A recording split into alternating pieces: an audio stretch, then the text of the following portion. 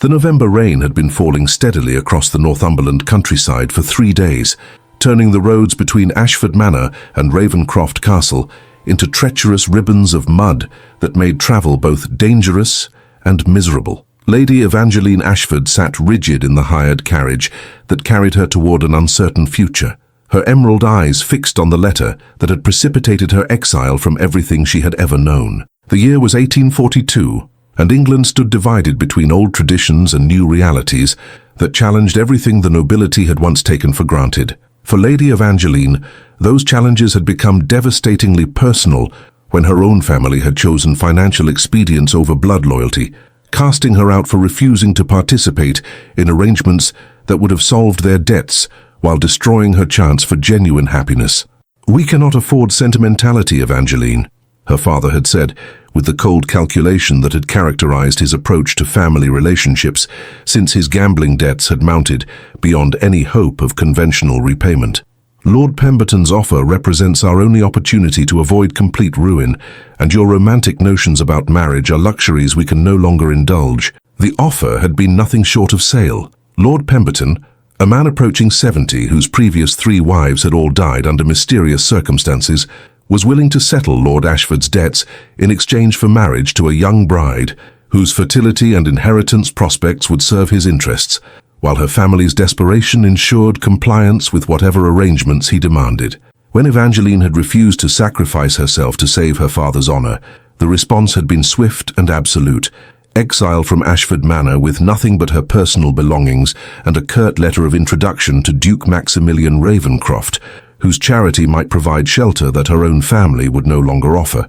"Duke Maximilian," the letter read in her father's careful script, "Lady Evangeline has proven herself unsuited to family obligations and domestic harmony. Perhaps service in your household might teach her the value of gratitude and submission to proper authority."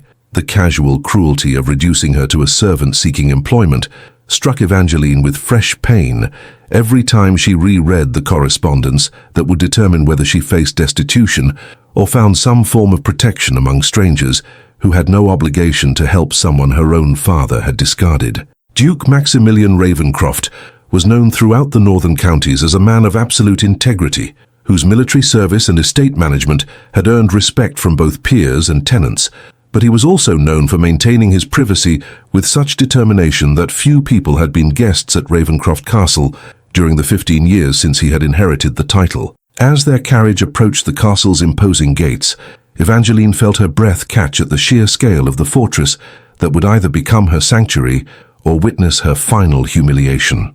Ravenscroft Castle rose from the moorlands like something from medieval legend, its ancient towers and battlements speaking to centuries of power that had shaped both the landscape and the lives of everyone who dwelt within its sphere of influence. The carriage driver, clearly uncomfortable with delivering passengers to such an intimidating destination, helped her down with obvious reluctance before departing as quickly as the muddy roads would allow.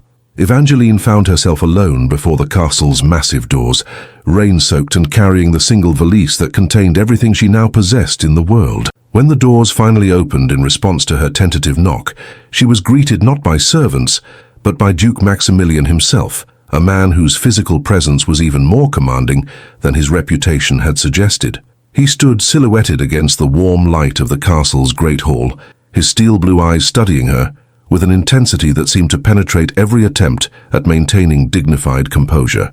"Lady Evangeline Ashford," he said without preamble, his voice carrying the authority that had made him one of England's most effective military commanders. "I received your father's letter regarding your circumstances." "Your Grace," Evangeline replied with a curtsy that was perfectly executed, despite her obvious exhaustion and distress, "I am grateful for any consideration you might show to someone whose family has found her unsuitable for their expectations."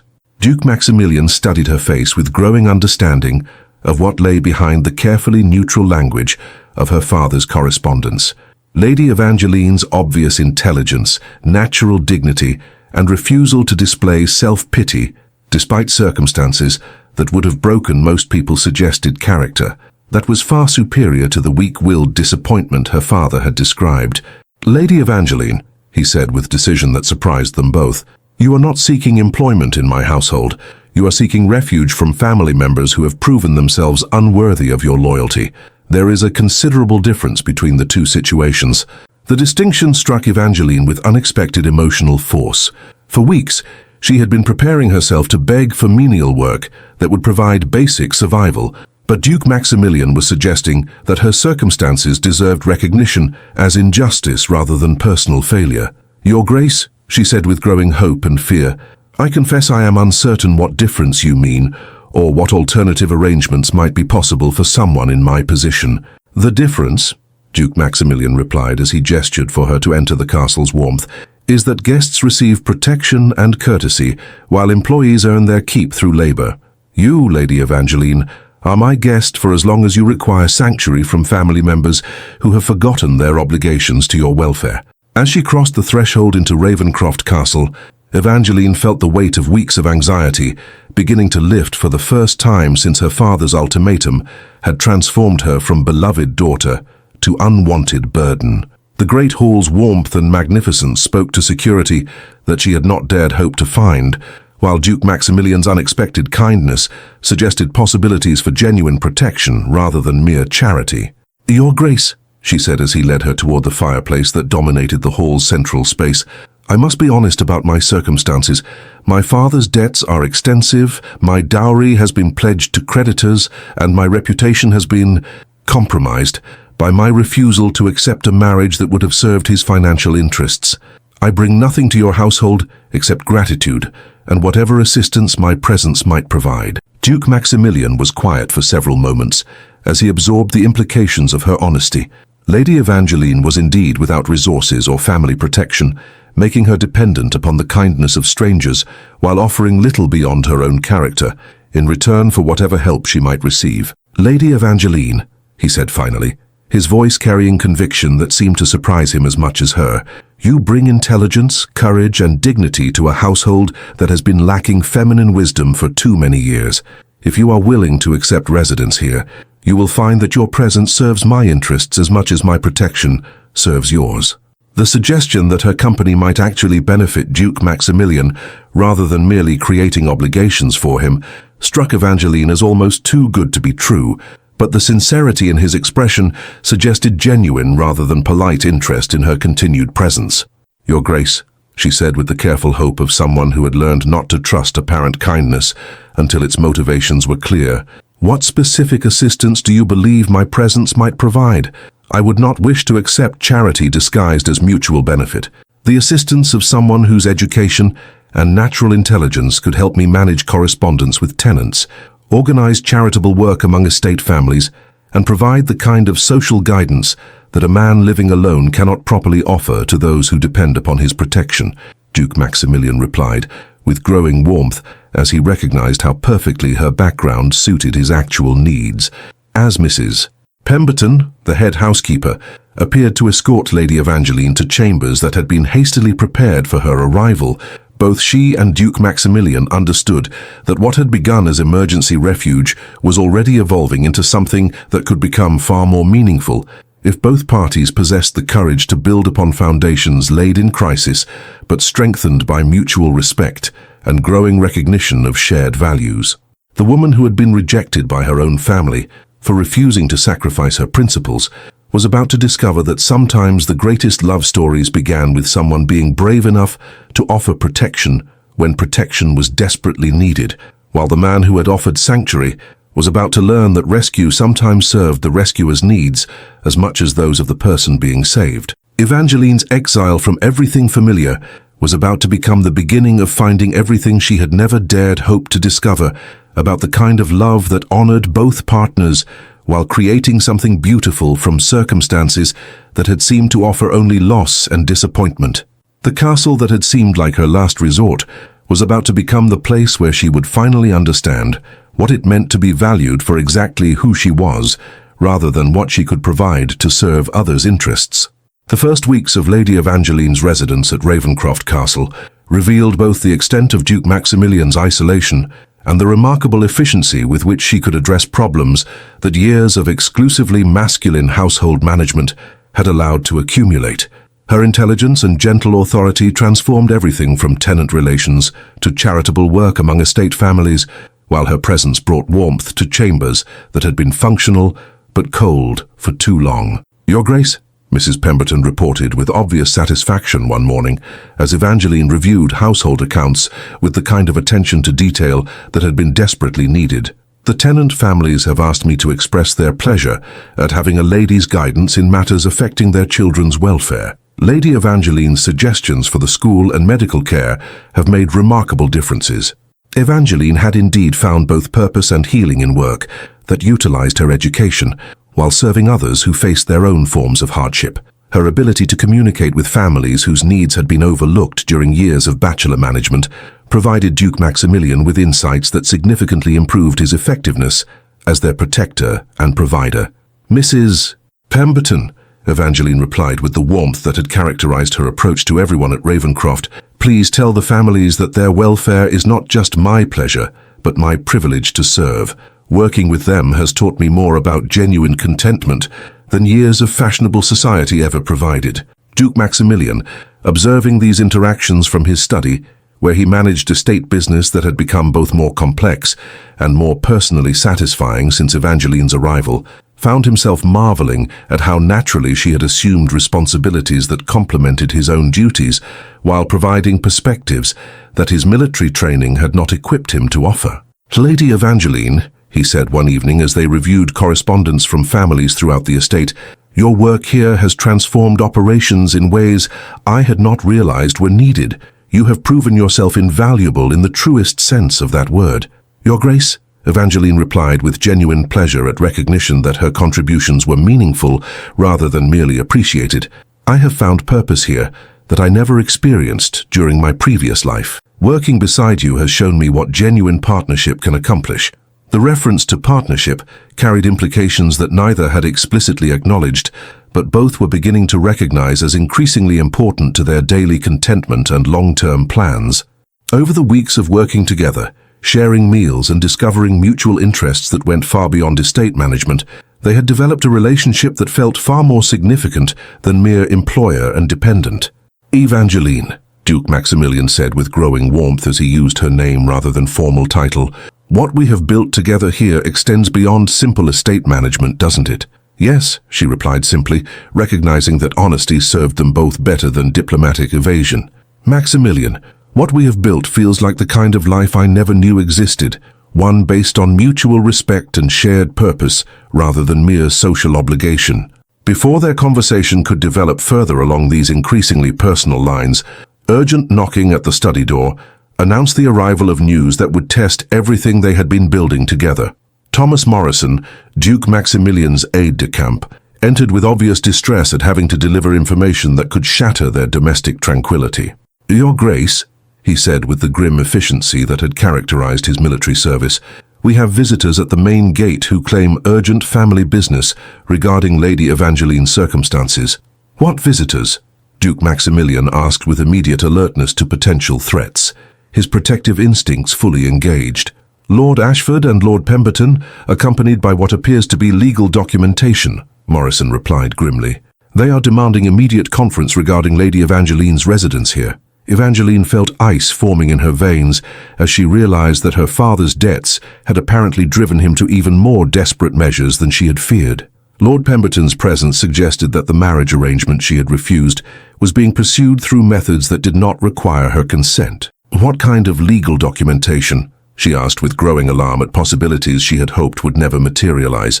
"Documents that appear to grant Lord Pemberton guardianship rights over your person and property," Morrison replied with obvious concern for the implications. "They claim authority to retrieve you from unauthorized residence and ensure your compliance with previously arranged marriage contracts." Duke Maximilian felt rage building in his chest at the thought of anyone attempting to remove Evangeline from protection she had legitimately sought and graciously been given. The legal complexity of guardianship rights versus hospitality obligations created potential challenges that would require careful navigation to avoid giving her enemies grounds for accusations of kidnapping or interference with family authority. "Maximilian," Evangeline said with desperate courage as she recognized the impossible position her presence had created for him, Perhaps it would be better if I returned with them voluntarily. I cannot allow my circumstances to create legal difficulties for someone who has shown me such kindness. Absolutely not, Duke Maximilian replied with authority that brooked no argument. Evangeline, you sought legitimate refuge from family members who were attempting to coerce you into marriage against your will. No legal documentation can override your right to refuse arrangements that would destroy your welfare. But if they have guardianship papers, Evangeline began, then we will challenge those papers in court if necessary. Duke Maximilian interrupted, with determination that had been building since her first night at Ravencroft. Evangeline, you are under my protection, and that protection will not be withdrawn simply because inconvenient people arrive with inconvenient documents.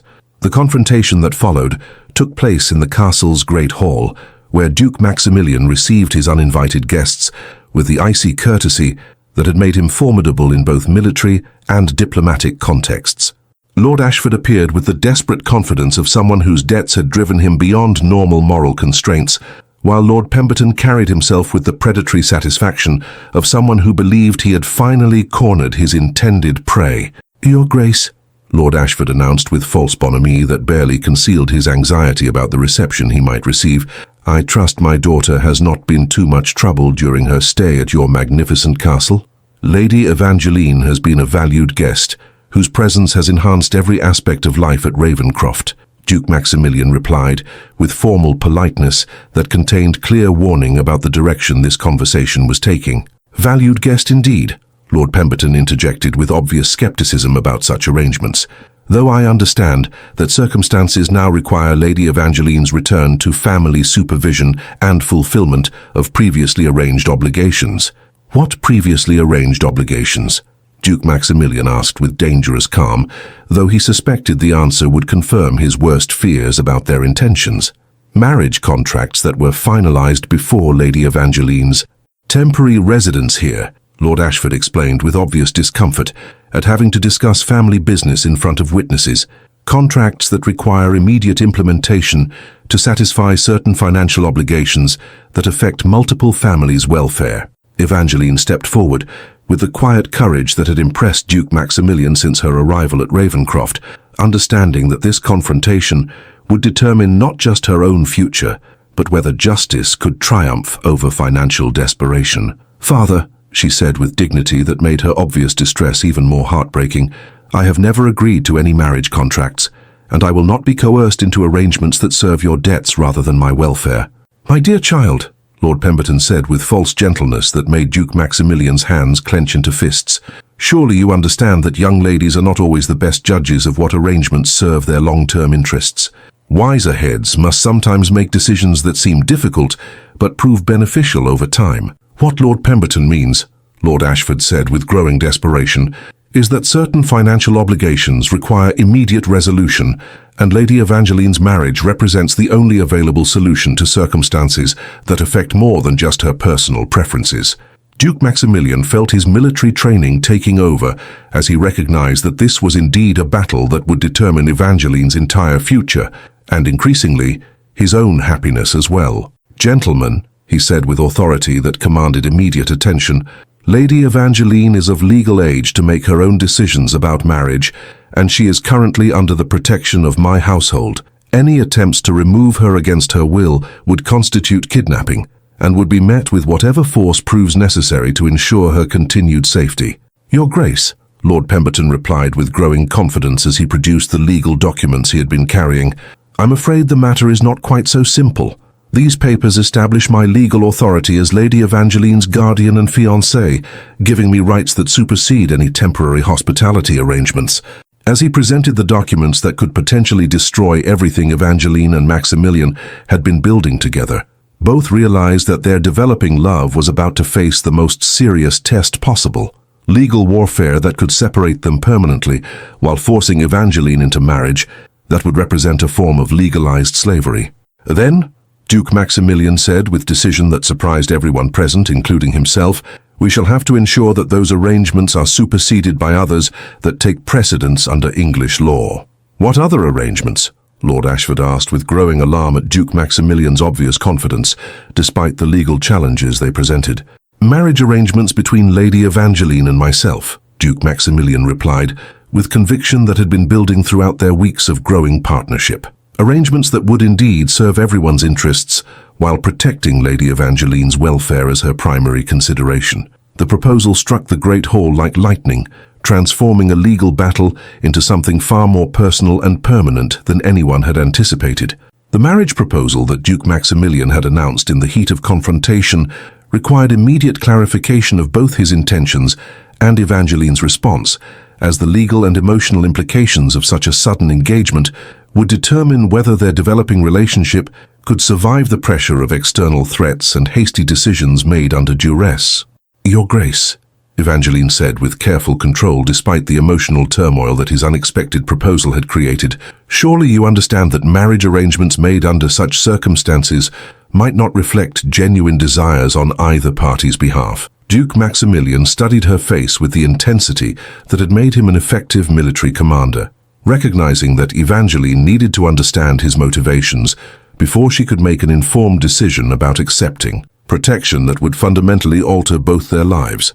"Lady Evangeline," he replied with growing conviction about feelings that the crisis had crystallized rather than created, "what I announced was not merely tactical response to legal pressure, but recognition of what our weeks together have taught me about the kind of partnership I have been seeking without realizing it." "And what kind of partnership is that?" she asked, though her tone suggested hope for answers that would confirm her own growing feelings about their relationship. "Partnership between equals who respect each other's character, share common values about serving others, and have discovered that working together creates happiness neither could achieve alone," Duke Maximilian said with warmth that had been building throughout their collaboration on estate matters and household management. Before Evangeline could respond to this declaration, Lord Pemberton intervened with the aggressive confidence of someone who believed his legal position remained superior despite Duke Maximilian's romantic gestures. "Your Grace," he said with barely concealed irritation, "romantic sentiment cannot override legal obligations that have been properly established through legitimate contracts and guardianship arrangements. Lady Evangeline's marriage to me has been finalized through methods that your proposal cannot supersede." "Actually," Duke Maximilian replied with satisfaction that suggested careful preparation for exactly such challenges, "English law is quite clear that competent adults cannot be compelled to marry against their will, regardless of what financial arrangements may motivate such compulsion." "But surely guardianship rights," Lord Ashford began, "apply to minors and persons declared incompetent by court proceedings," Duke Maximilian interrupted, with the precision of someone who had consulted legal experts about exactly these questions. "Lady Evangeline is 22 years old and demonstrably competent to make her own decisions about marriage and residence." The legal expertise in his response clearly surprised both Lord Ashford and Lord Pemberton, who had apparently assumed that ducal authority meant ignorance of the law rather than access to superior legal advice. Nevertheless, Lord Pemberton persisted with desperation that spoke to financial pressures beyond mere matrimonial preferences. "Certain financial obligations require resolution through the arrangements we have established. Duke Maximilian's interference threatens to destroy agreements that affect multiple families' welfare." "What financial obligations?" Duke Maximilian asked, with growing understanding that Evangeline's marriage had been designed to serve purposes beyond Lord Ashford's gambling debts. The question struck at the heart of the conspiracy that had motivated their pursuit of Evangeline, despite her obvious unwillingness to cooperate with their schemes. Lord Pemberton's confident facade began to crack under pressure to explain exactly what financial arrangements required a young woman's involuntary marriage to resolve. "Debts that Lord Ashford has guaranteed through pledge of Lady Evangeline's inheritance and marriage prospects," Lord Pemberton admitted with obvious reluctance to reveal the full scope of their financial manipulation. "Debts that become my responsibility if the marriage arrangements are not completed as agreed." Duke Maximilian felt pieces of the puzzle falling into place as he realized that Evangeline had been sold not just to satisfy her father's gambling losses, but to provide Lord Pemberton with security for other investments that had proved unprofitable. "In other words," he said with growing anger at the calculated cruelty that had motivated their treatment of Evangeline, "Lady Evangeline has been used as collateral for debts she did not incur and marriage to someone she has never chosen to accept." "The arrangements are perfectly legal," Lord Ashford protested, though his confidence was clearly shaken by Duke Maximilian's systematic dismantling of their justifications. Legal perhaps, but not morally defensible, and certainly not enforceable against someone who seeks legitimate protection from such arrangements. Duke Maximilian replied, with authority that had been building throughout the confrontation. As the legal and moral inadequacy of their position became clear to everyone present, Evangeline stepped forward with decision that would transform the crisis into opportunity for genuine resolution. "Gentlemen," she said with dignity that commanded attention despite the obvious difference in their social positions, "perhaps I can clarify this situation in ways that serve everyone's actual interests, rather than merely your financial convenience."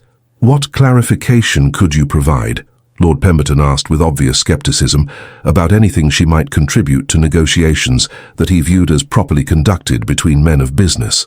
"The clarification," Evangeline replied with growing confidence, "that I accept Duke Maximilian's proposal of marriage, offered and accepted freely by competent adults who choose partnership over coercion. But the financial arrangements," Lord Ashford began desperately, "will be addressed through methods that do not require my participation in marriage to someone I do not respect or trust." Evangeline continued with finality that surprised everyone with its strength. "Father, your debts are your responsibility, not mine, and I will not sacrifice my life to pay for gambling losses that I warned you against for years." Duke Maximilian felt profound admiration for Evangeline's courage in definitively rejecting arrangements that had been presented as inevitable, while affirming her choice to build a future based on genuine partnership rather than financial expedience. "Lady Evangeline," he said with formal courtesy that barely concealed his emotional response to her acceptance, "do I understand correctly that you accept my proposal of marriage freely and without reservation?" "You understand correctly," she replied with growing warmth, as she recognized that their crisis had revealed feelings that might have taken months of conventional courtship to acknowledge. "Maximilian, I accept your proposal because our weeks together have shown me what genuine partnership can accomplish, and because I cannot imagine building a future that does not include the work we have begun together." The exchange of vows was witnessed by Lord Ashford and Lord Pemberton's obvious dismay, but it was also witnessed by Mrs. Pemberton and the household staff, who had observed the growing attachment between Duke Maximilian and Lady Evangeline, with pleasure that such isolation was finally ending through connection with someone worthy of their master's affection. Then, Duke Maximilian announced with satisfaction that had been building since Evangeline's arrival at Ravencroft, "We shall be married by special license as soon as arrangements can be completed, and any legal challenges to our union will be met with whatever resources prove necessary to ensure our protection from interference." "Your Grace," Lord Pemberton said with final desperation, as he realized that his financial schemes were collapsing completely, "surely you understand that such marriage will create legal complications regarding Lady Evangeline's inheritance and family obligations." "The only legal complication I'm concerned about," Duke Maximilian replied with steel beneath his diplomatic courtesy, "is ensuring that Lady Evangeline never again faces coercion from family members who view her as property to be sold rather than a person to be protected." As Lord Ashford and Lord Pemberton prepared to depart in defeat, their legal documents revealed as inadequate against the combined determination of two people who had chosen each other freely, rather than accepting arrangements imposed by others' financial desperation. Both Evangeline and Maximilian understood that their engagement had been forged under pressure, but confirmed by recognition of mutual respect and growing love. "Maximilian," Evangeline said as their unwelcome visitors departed with obvious reluctance to accept their failure, "are you certain that marriage to someone whose family has disowned her serves your interests as well as providing me with protection?" "Evangeline," he replied with conviction that encompassed everything they had discovered about each other during weeks of shared work and growing intimacy, "marriage to you serves my interests because you are the most remarkable woman I have ever encountered, and because what we have built together already exceeds what most couples achieve after years of conventional marriage." As they embraced in the great hall where their engagement had been announced under duress but confirmed through genuine choice, both understood that sometimes the most important love stories began with crisis that forced people to recognize feelings they might never have acknowledged under normal circumstances. Their rejection by her family and his acceptance of responsibility for her protection had become the foundation for partnership that would prove stronger than any external pressure while demonstrating that love could indeed grow from circumstances that seemed designed to prevent rather than encourage genuine affection. The wedding of Duke Maximilian and Lady Evangeline took place 3 weeks later in Ravenscroft Castle's private chapel, conducted with elegance that honoured both the solemnity of their commitment and the joy that had grown from their shared triumph over circumstances that had sought to keep them apart. Bishop Whitmore, summoned from Durham Cathedral, performed the ceremony with the dignity that reflected his understanding of how extraordinary their courtship had been. Evangeline wore a gown of ivory silk that had been crafted by the finest seamstresses in Newcastle, its classical lines emphasizing her natural grace, while the ancient Ravenscroft family jewels provided sparkle that seemed to reflect the happiness radiating from her face. Duke Maximilian appeared in full ceremonial dress, his commanding presence lending gravity to vows that carried emotional weight far beyond their legal significance. "Do you, Maximilian Edward Ravenscroft, take this woman to be your lawfully wedded wife, to have and to hold in sickness and health for richer or poorer, until death do you part?" "I do," Duke Maximilian replied, his steel blue eyes never leaving Evangeline's face as he made vows that formalized feelings that had been growing since her first night at Ravenscroft Castle. "Do you, Evangeline Catherine Ashford, take this man to be your lawfully wedded husband, to love, honor, and cherish, through whatever challenges may come, until death do you part?" "I do," Evangeline said clearly, her voice carrying across the chapel to every witness present, as she committed herself not just to Duke Maximilian, but to the future they would build together as equal partners in service to their community and each other. The kiss that sealed their marriage was witnessed by applause from estate families who had come to love Evangeline for her genuine concern for their welfare, while Mrs. Pemberton's tears of joy reflected the entire household's delight at seeing their Duke finally find the companionship he had been missing for too many years. The months following their wedding brought challenges that tested both Evangeline's adjustment to her new status and Maximilian's willingness to modify long-established routines to accommodate a partnership that was proving more rewarding than either had dared anticipate. "Your Grace," Mrs. Pemberton reported with obvious satisfaction as Evangeline reviewed improvements to tenant housing that had been implemented under her guidance. "The families have asked me to express their gratitude for the school expansion and medical clinic you've established. The children's progress in reading and writing has been remarkable." Evangeline had indeed found deep fulfillment in using her position as Duchess to address needs that bachelor management had overlooked or misunderstood. Her natural intelligence and compassionate leadership had transformed estate operations while providing her with purpose that went far beyond mere social obligation. "Mrs. Pemberton," she replied with warmth that characterized her approach to everyone at Ravenscroft, "please tell the families that their children's education is not charity, but investment in our community's future. Their progress brings me more satisfaction than any fashionable entertainment ever could." Duke Maximilian, observing his wife's remarkable aptitude for estate management and social leadership, found himself daily impressed by intelligence and capability that their unconventional courtship had only begun to reveal. "Evangeline," he said one evening, as they reviewed correspondence from tenant families whose letters had become increasingly warm and grateful, "your work here has transformed not just operations, but the fundamental relationship between the castle and the community it serves." "Our work," she corrected gently, recognizing that partnership meant sharing credit as well as responsibility. "Maximilian, what we have accomplished together exceeds what either of us could have achieved alone because we complement each other's strengths while compensating for individual limitations." The observation was accurate. Their marriage had indeed become the kind of partnership that multiplied rather than merely combined their individual capabilities, creating effectiveness in estate management that benefited everyone who depended upon Ravenscroft's prosperity.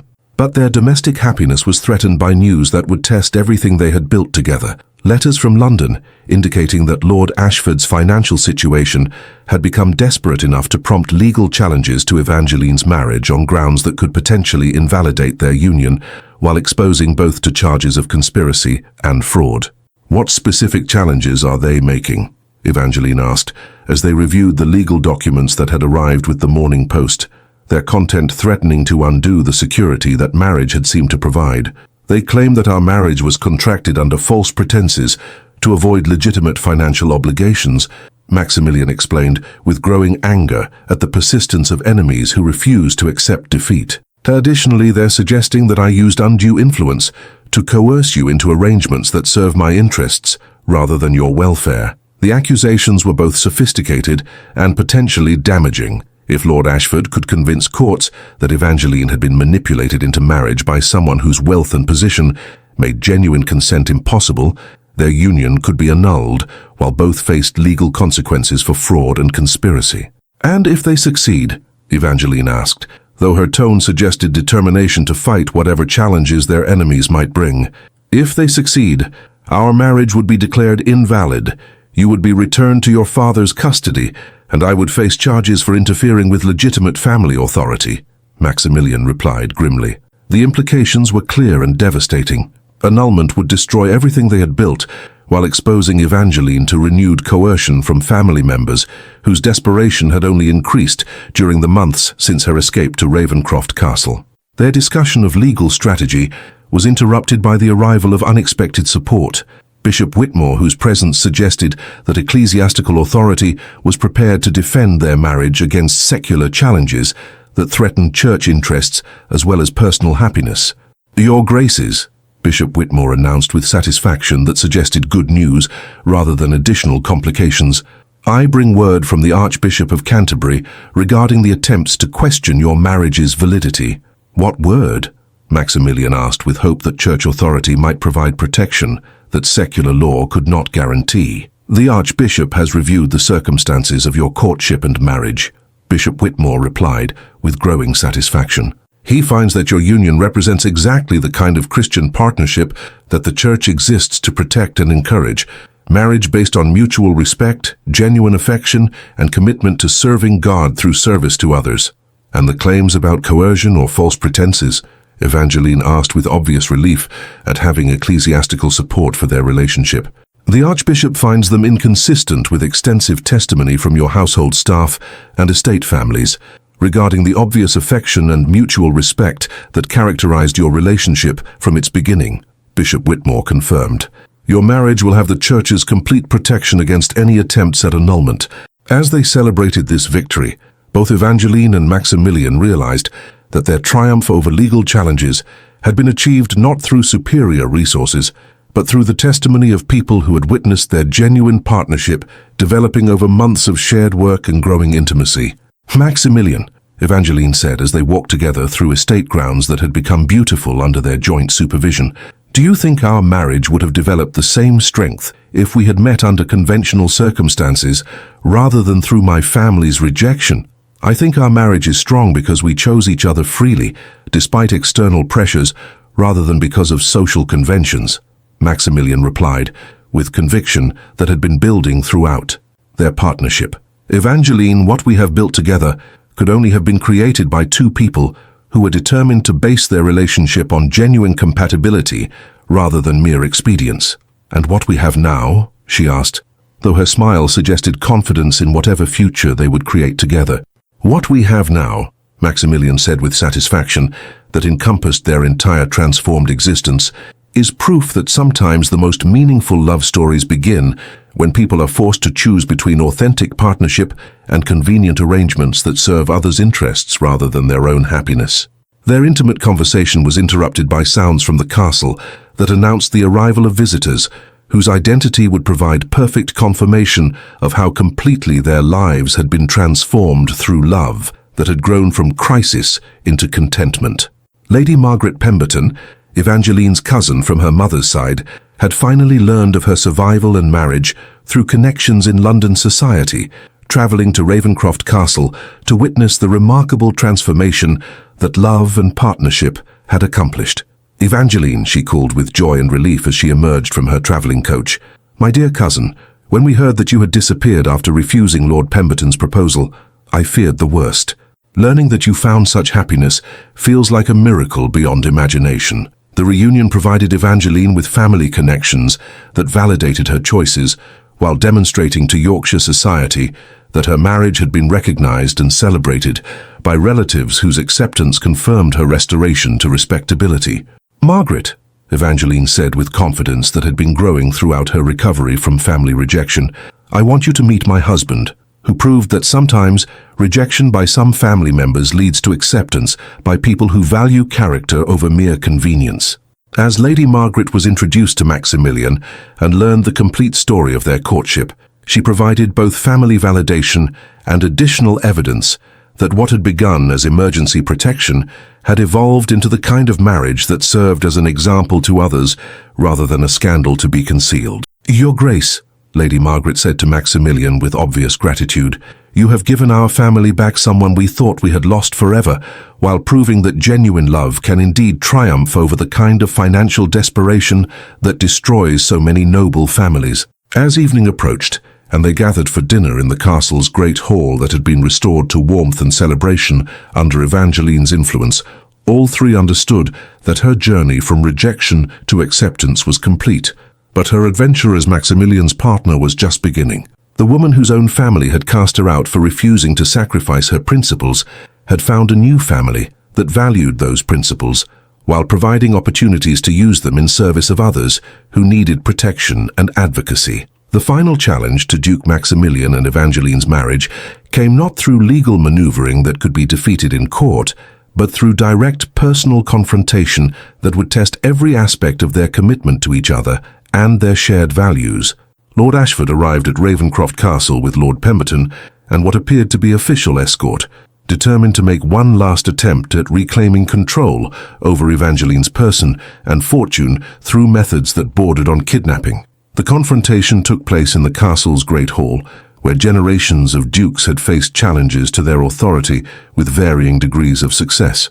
Maximilian positioned himself protectively near Evangeline, while maintaining the dignified composure that had served him well in both military and diplomatic contexts.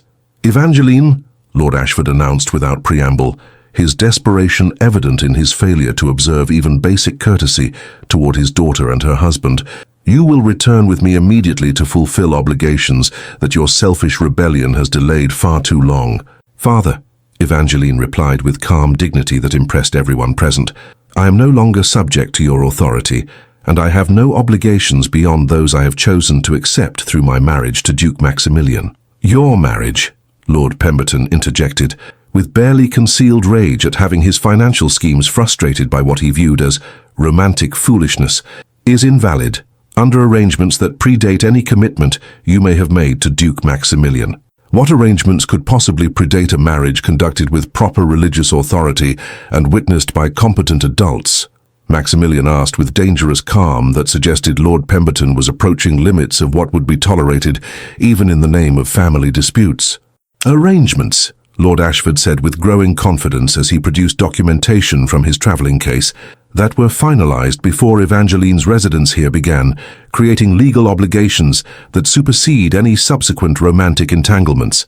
The papers he presented appeared to be formal contracts signed in Evangeline's name, committing her to marriage with Lord Pemberton in exchange for settlement of debts that affected not just Lord Ashford, but several associated families whose investments had proved disastrous.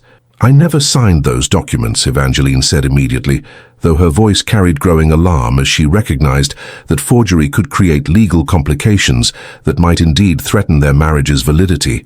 "Perhaps your memory has been affected by circumstances that created emotional instability," Lord Pemberton suggested, with false concern that barely concealed threats about competency challenges similar to those that had been used against other inconvenient women. Young ladies under stress often forget commitments that seemed overwhelming at the time. The implication that Evangeline's refusal to honor forged contracts indicated mental instability was both infuriating and potentially dangerous. If they could convince courts that her judgment had been compromised by emotional trauma, they might indeed succeed in invalidating her marriage, while placing her under guardianship that would make future resistance impossible. "Lord Pemberton," Maximilian said with steel beneath his diplomatic courtesy, "are you suggesting that my wife lacks the mental capacity to make rational decisions about her own life?" "I'm suggesting that young women who flee their family obligations and seek refuge with strangers may be suffering from hysteria or other conditions that compromise their ability to understand legal and financial realities," Lord Pemberton replied, with increasing confidence in his strategy. Before Maximilian could respond to this calculated insult, Evangeline herself stepped forward with the quiet courage that had sustained her through months of family pressure and legal threats. "Lord Pemberton," she said with dignity that commanded attention despite his obvious contempt for her opinions, "perhaps you would care to explain exactly what legal and financial realities require a woman to marry someone she finds morally repugnant in order to satisfy debts she did not incur." The direct challenge clearly surprised him. He had expected continued submission rather than intelligent analysis of the fundamental injustice underlying his demands. "The realities," he replied with obvious discomfort at having to justify arrangements that sounded increasingly unreasonable when stated explicitly, "of family obligations that transcend individual preferences when the welfare of multiple households depends upon proper resolution of financial commitments." In other words, Evangeline continued relentlessly, "you believe that women exist to be sold to satisfy men's gambling debts and investment failures, regardless of their own feelings or welfare. I believe that young women are not always the best judges of arrangements that serve their long-term interests," Lord Pemberton said, with growing defensiveness at having his motivations exposed so clearly. "And who would be better judges?" Evangeline asked with precision that demonstrated exactly the kind of rational thinking that competency challenges were supposed to question. "Men whose financial desperation has driven them to treat women as property to be traded rather than people to be protected." The systematic dismantling of his moral position was clearly affecting Lord Pemberton's confidence, but it was Lord Ashford who provided the final revelation that would transform their legal confrontation into something far more personal and devastating. "Her Evangeline," he said with desperate honesty that had been forced from him by the failure of all other tactics, "Lord Pemberton's debts have become my responsibility through guarantees I provided when his previous investments failed. If you do not marry him and provide the inheritance that secures those obligations, I will face imprisonment for debts I cannot possibly repay." The admission struck the Great Hall like lightning. Lord Ashford was not merely trying to sell his daughter for his own gambling debts, but had become liable for Lord Pemberton's failed business ventures, and was attempting to use Evangeline's marriage to escape imprisonment for fraud and conspiracy. "Father," Evangeline said with growing understanding of how completely she had been betrayed by someone whose protection should have been absolute, "you pledged my inheritance and my person as security for Lord Pemberton's debts without my knowledge or consent." "The arrangements were necessary to prevent financial ruin that would have affected our entire family," Lord Ashford replied with weak justification for what amounted to selling his daughter into marriage to avoid criminal prosecution. "What financial ruin?" Maximilian asked with growing comprehension of the full scope of their criminal conspiracy. "Lord Ashford, exactly how much money did you guarantee on Lord Pemberton's behalf?" The answer, when it finally came, revealed debts so massive that only Evangeline's inheritance combined with Lord Pemberton's existing wealth could possibly satisfy the obligations that had been incurred through speculation and fraud that extended far beyond simple gambling losses. £50,000, Lord Ashford admitted with obvious shame at having to reveal the magnitude of his irresponsible commitments. The sum was staggering, enough to bankrupt most noble families, and certainly sufficient to motivate the kind of systematic manipulation and legal fraud that Evangeline had been facing since her refusal to cooperate with their schemes. "Then," Maximilian said with decision that had been building throughout the confrontation, "we shall resolve this matter in a way that serves justice rather than mere financial convenience." "What resolution could possibly address obligations of such magnitude?" Lord Pemberton asked with obvious skepticism that any alternative to Evangeline's forced marriage could provide adequate compensation. "The resolution," Maximilian replied with satisfaction that he had been planning since first learning the scope of their conspiracy, of purchasing Lord Ashford's debts at appropriate discount, while ensuring that both you gentlemen face criminal prosecution for fraud, forgery, and attempted coercion of a competent adult into marriage against her will. The offer was both generous and devastating. It would solve the immediate financial crisis, while exposing the criminal methods that had been employed to create and manipulate the situation for personal advantage. "You would purchase debts you have no obligation to address?" Lord Ashford asked with amazement at such unexpected generosity. "I would purchase my wife's freedom from harassment, while ensuring that her tormentors face appropriate consequences for their crimes," Maximilian corrected with grim satisfaction. As the full implications of his offer became clear, financial resolution combined with criminal prosecution, that would destroy their reputations while protecting Evangeline from future attempts at coercion, both Lord Ashford and Lord Pemberton realized that their carefully planned legal assault had become a trap that would result in their own destruction. "Your Grace," Lord Pemberton said with final desperation, as he understood that his schemes had not just failed, but would expose him to transportation or worse. "Surely reasonable men can reach accommodations that serve everyone's interests without resort to criminal proceedings." "The only accommodation I'm interested in," Maximilian replied with finality that brooked no argument, "is one that ensures my wife's permanent freedom from interference by people who view her as property to be sold, rather than a person to be protected." As their enemies departed in defeat, carrying news that would force them to abandon all claims on Evangeline while accepting criminal prosecution for methods they had employed, both she and Maximilian understood that their marriage had been tested by every form of pressure that desperate people could devise, and had emerged stronger because it was built on genuine partnership rather than mere convenience. "Maximilian," Evangeline said as they stood together in the great hall where their love had triumphed over enemies whose resources had seemed overwhelming, "how can I ever adequately thank you for protection that has cost you so much while asking nothing in return?" "You can thank me," Maximilian replied with warmth that encompassed everything they had discovered about each other through crisis and triumph, "by continuing to be exactly who you are, someone whose character and courage have made my life immeasurably richer than it was when I lived alone."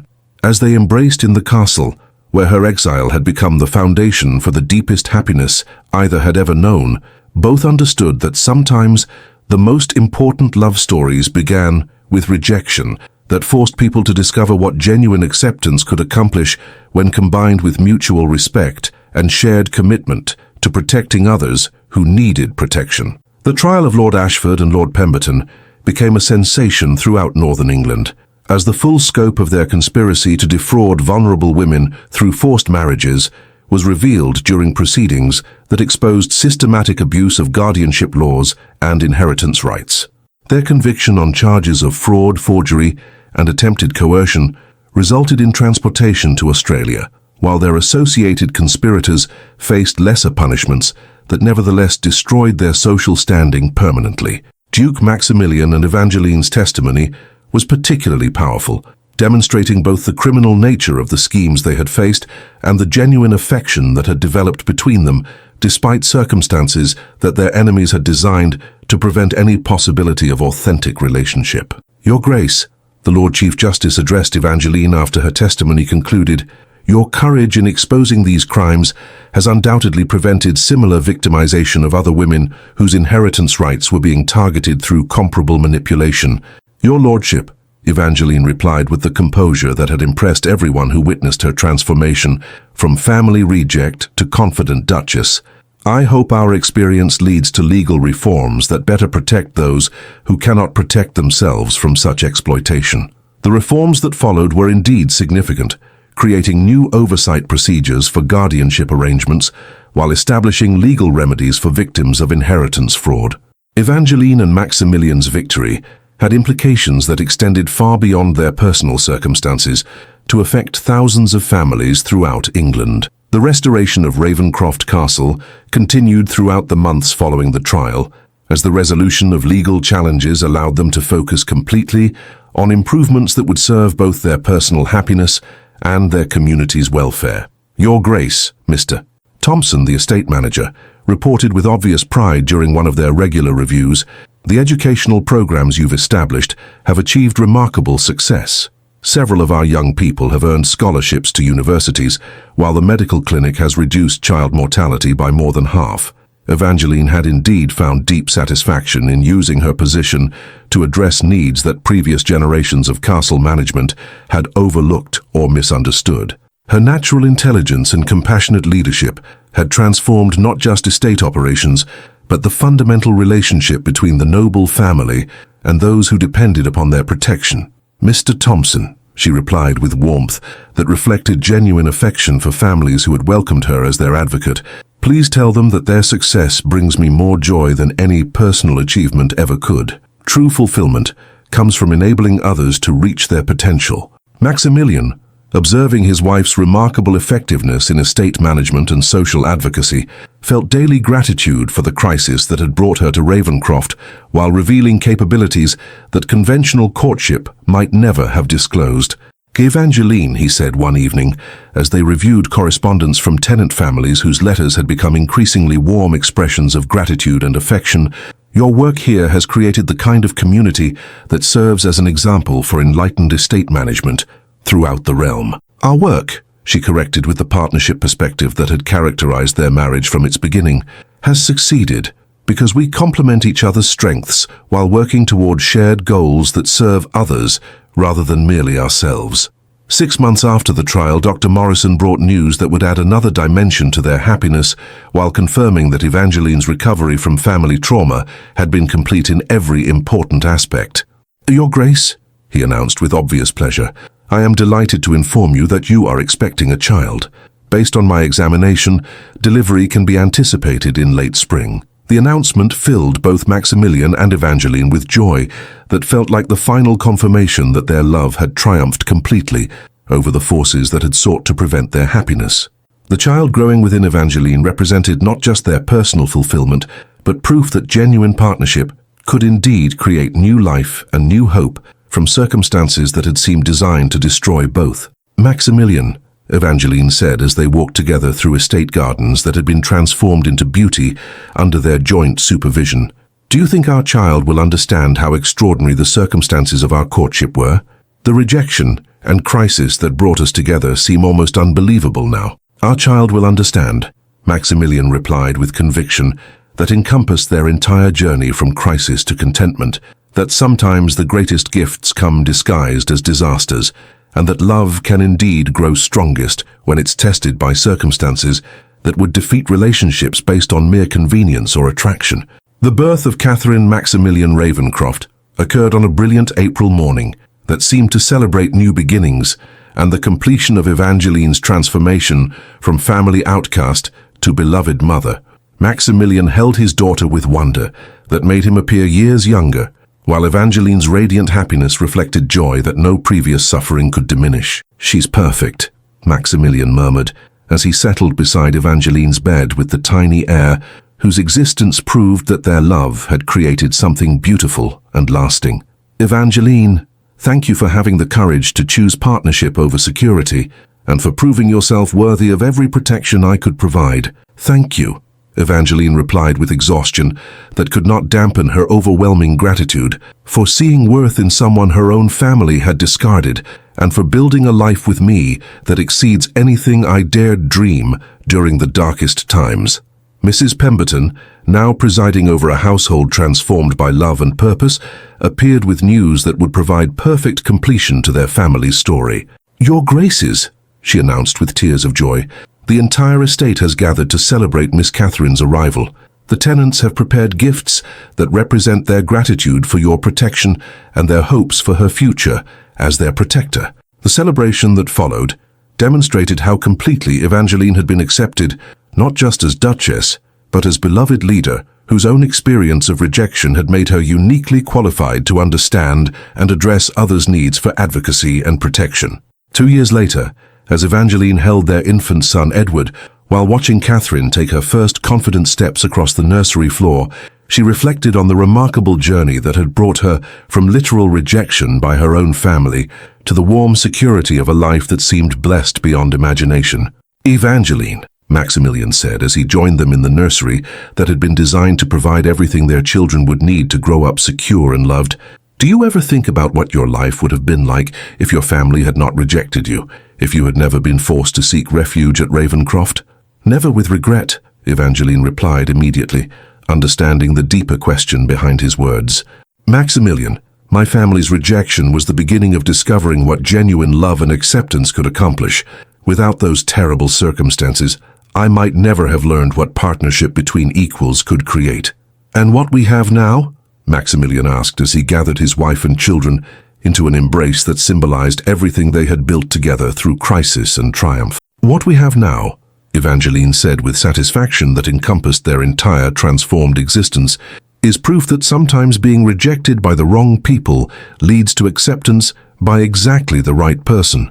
As they stood together in the nursery of Ravencroft Castle, surrounded by children who would grow up secure in their parents' love, while understanding that their privilege created obligations to protect others who needed protection, all four family members represented victory over forces that had sought to destroy innocent people for financial advantage. The woman whose own family had cast her out for refusing to sacrifice her principles had found a new family that celebrated those principles while providing opportunities to use them in service of causes that protected other vulnerable people from similar exploitation. Their children would grow up hearing stories of their parents' unconventional courtship, but more importantly, they would experience daily the reality of love that had been tested by every challenge enemies could devise and had emerged stronger because it was built on foundations of mutual respect, shared purpose and commitment to values that transcended personal comfort or social convenience. The castle that had been Evangeline's last resort when her own family rejected her had become the place where she learned what love truly meant, not the conditional affection that depended upon compliance with others' expectations, but the unconditional partnership that celebrated character while providing security to build whatever future two people could create together. Their marriage had begun with one family's rejection and another person's acceptance, but it had evolved into something that demonstrated how the most meaningful relationships were often forged in crisis, that revealed what genuine compatibility could accomplish when combined with courage sufficient to defend what mattered most. Sometimes, they had learned, being rejected by people who should have protected you led to protection by someone who would prove worthy of complete trust and devotion, while exile from familiar places opened opportunities to discover homes that had been waiting to welcome exactly who you were, rather than demanding you become someone else to earn acceptance.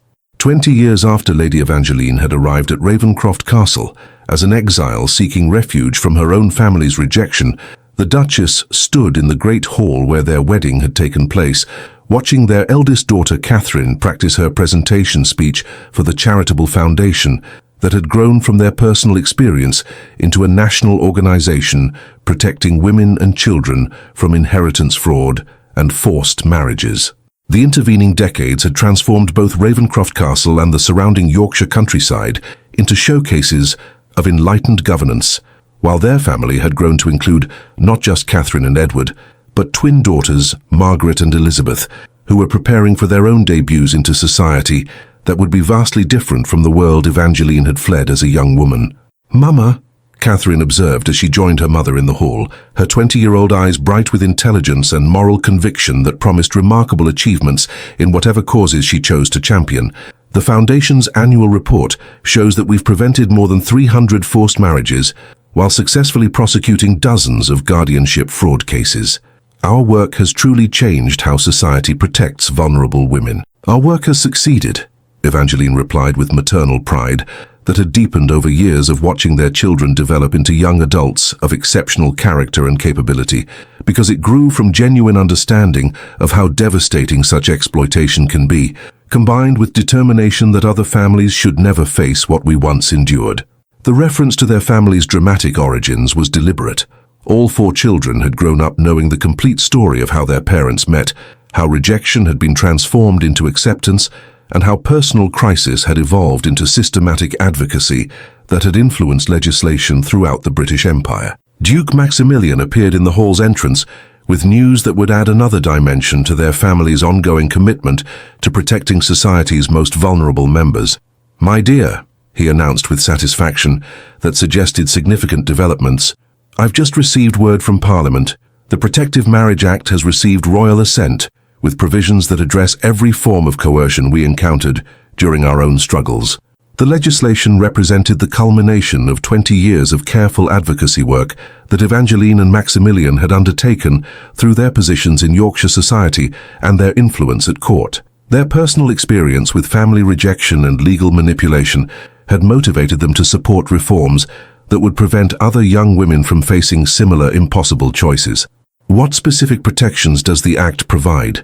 Evangeline asked with professional interest that reflected her own expertise in legal matters that had begun from desperate necessity but had evolved into nationally recognized authority on inheritance and marriage law reform. "Complete legal independence for women over 21, Maximilian replied with obvious pleasure at legislative changes that validated their decades of reform efforts. Additionally, criminal penalties for anyone who attempts to use financial coercion to force marriage decisions and automatic nullification of contracts signed under duress, exactly the protections that would have prevented your father's attempts to sell you to Lord Pemberton. As they discussed the practical implications of legal reforms they had helped shape, Edward himself appeared with the confident bearing that marked him as unmistakably his father's heir, while demonstrating the compassionate nature that reflected his mother's influence on his character development. "Mama, Papa," he said with the directness that had characterized his approach to important matters since childhood, "I wanted to share news before you heard it from other sources. The Foreign Office has offered me the position of attaché to the embassy in Vienna, with specific responsibility for coordinating international efforts against human trafficking and forced marriage. The appointment was both professionally significant and personally meaningful, representing exactly the kind of career that would utilize Edward's education while serving causes that had shaped his family's understanding of international social justice issues." "Edward," Evangeline said with the blend of pride and maternal concern that characterized her response to her children's major decisions, "such work would take you far from home while placing you at the center of dangerous criminal investigations. Are you prepared for the personal risks that might arise from challenging powerful interests that profit from such exploitation?" "Mama," Edward replied with conviction that had been developing throughout his university years, "I am prepared to face whatever risks arise from work that protects people who cannot protect themselves. You and Papa taught me that privilege creates obligations to serve justice rather than merely enjoying advantages." Maximilian felt profound satisfaction at hearing his son articulate principles that had guided their own family's approach to using wealth and social position in service of causes that extended far beyond personal comfort or conventional success. "Then you have our complete support," he said with paternal pride that encompassed not just Edward's career choice, but the character development that had made such choices inevitable. "Edward, your work will honor both your heritage and your own convictions about using power responsibly." Their family conference was interrupted by the arrival of the twins, now 18 and preparing for their own entries into careers that would continue the family tradition of combining professional excellence with social advocacy. Margaret had been accepted to study medicine at Edinburgh University with focus on women's health, while Elizabeth was beginning legal training that would prepare her for work in inheritance law and family protection. "Papa," Margaret announced with enthusiasm that characterized her approach to academic achievement, "Dr. Morrison says my research on the medical consequences of forced marriage has been selected for publication by the Royal College of Physicians. The work documents how trauma from coercive relationships creates health problems that affect entire families." "Outstanding accomplishment," Maximilian replied, with satisfaction that his daughters had earned recognition through merit, while using their advantages to advance understanding that would benefit countless women facing similar challenges. As the family gathered for their traditional evening meal in the castle's intimate dining room, all 6 members understood that their success in building meaningful lives was rooted in the crisis that had brought their parents together, while demonstrating that foundations built through mutual support could sustain whatever noble purposes were constructed upon them. "Evangeline," Maximilian said as they concluded dinner with discussion of each child's immediate plans and long-term aspirations, "do you ever regret the family rejection that forced you to seek refuge here? The trauma that was necessary to bring us together?" "Never," she replied immediately, looking around the table at children whose very existence proved that catastrophic circumstances could indeed be transformed into extraordinary blessings. "Maximilian, my family's rejection was the beginning of learning what genuine acceptance could accomplish. Without those terrible experiences, we might never have discovered what partnership between equals could create." "And what about the suffering that was required to understand such things?" Catherine asked, with young adult directness about family history that had shaped her own commitment to protecting others from similar exploitation. "Was not meaningless suffering," Evangeline replied with conviction born of decades of reflection on their journey, "but experience that created knowledge and determination that could not have been achieved through any other means. Catherine, sometimes surviving terrible circumstances provides unique qualifications for preventing others from facing similar challenges." As their children departed to pursue their respective evening activities, Edward to correspondence with diplomatic colleagues, Catherine to foundation work that would expand internationally, the twins to medical and legal studies that would prepare them for careers protecting vulnerable populations. Maximilian and Evangeline found themselves alone in the dining room where so many family decisions had been discussed and celebrated. "Any regrets about the path that brought us here?" Maximilian asked with the comfortable intimacy that had developed over 20 years of partnership that had begun with crisis but had evolved into mutual salvation. "Only that other families had to experience similar rejection and exploitation before our work could create the legal protections that will prevent such suffering in the future," Evangeline replied with honesty that had characterized their relationship since that first desperate conversation when she had arrived at Ravencroft carrying nothing but hope for basic survival. "Perhaps," Maximilian said, taking her hand with the same protective strength he had shown since first offering her sanctuary, "our story needed to begin with rejection so that the acceptance we built together could serve as an example for others who find themselves in circumstances that seem hopeless."